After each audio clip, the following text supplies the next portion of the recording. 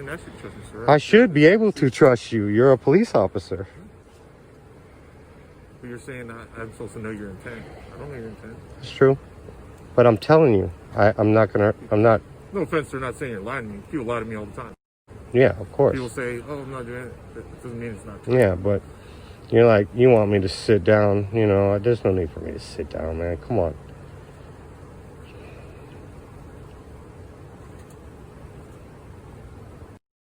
A lot of times we get comments and say that our videos don't make a difference. But I gotta tell you guys, here's proof that our videos do make a difference. This man messages me and says that my content helped him deal with this type of situation. This happened in Concord, California, and this officer insisted that the man sit on the ground like a dog.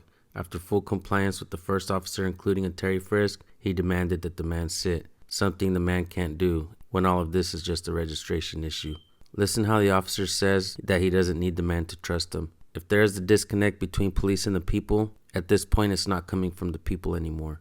Police absolutely do not care if you trust them or not, and this is why channels like mine are important. When someone messages me and says your content helped me deal with this type of situation, it makes all the work that I've done worthwhile. Check out this clip and I'll drop his link in the description as well.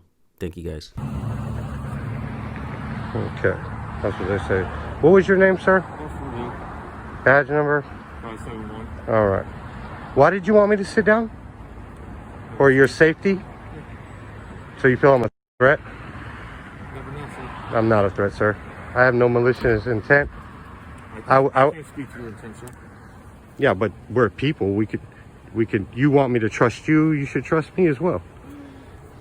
I don't need to. I didn't ask you to trust me, sir. I should be able to trust you. You're a police officer. But you're saying I'm supposed to know your intent. I don't know your intent. It's true. But I'm telling you, I'm not. No offense, they're not saying you're lying to me. People lie to me all the time.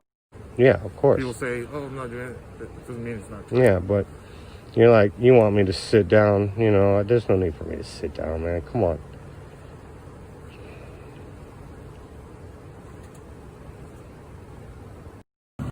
David, man, it's been great chatting with you. I know we're getting close to the hour mark here.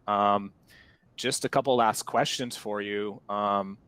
What is Penal Code 148 subsection G, and why is it so important that all cop watchers and auditors in California know about that penal code? It basically stipulates that we're allowed to record in public. They're not allowed to hinder our freedom of speech, our right to record. And it's bottom line simple. They try to use the 148 subsection yada yada to say that we're disturbing the peace, but it like we tell the cops, the same laws that hold us accountable hold you accountable as well. So, and that's why we spit that at them, the 148.G. There's another one, SB 1421 in California, that allows us to get records from police that, you know, they've been hiding. And here in Kern County, Channel 17 News, once SB 1421 passed, Channel 17 News just did like a random, they picked like 5 random police officers, and they did a SB 1421 on one of them and found out that this officer had arrested, I guess, a girl's boyfriend on a spousal abuse charge. And I guess this happens a lot, man. People don't know this shit, but he just started like talking to her behind the scenes, and he was using his personal phone to send her screenshots of his genitals. So, hey. And then later on, she was like, "Nah, I don't think I want to hook up with you, man. Maybe he wasn't carrying what she wanted." But probably those screenshots didn't provide enough for her or something. Yeah, she turned it into some other officers later on, some women officers that went to do a follow up. She basically showed them the screenshots, and they wrote it on a report and they sent it in. Nothing happened, but later on the news picked it up when that new law came out, and they're like, this is what we found, and this is just one officer. So, yeah, man, we really should be doing all these records requests, and we need to look. We're in its infancy in First Amendment auditing.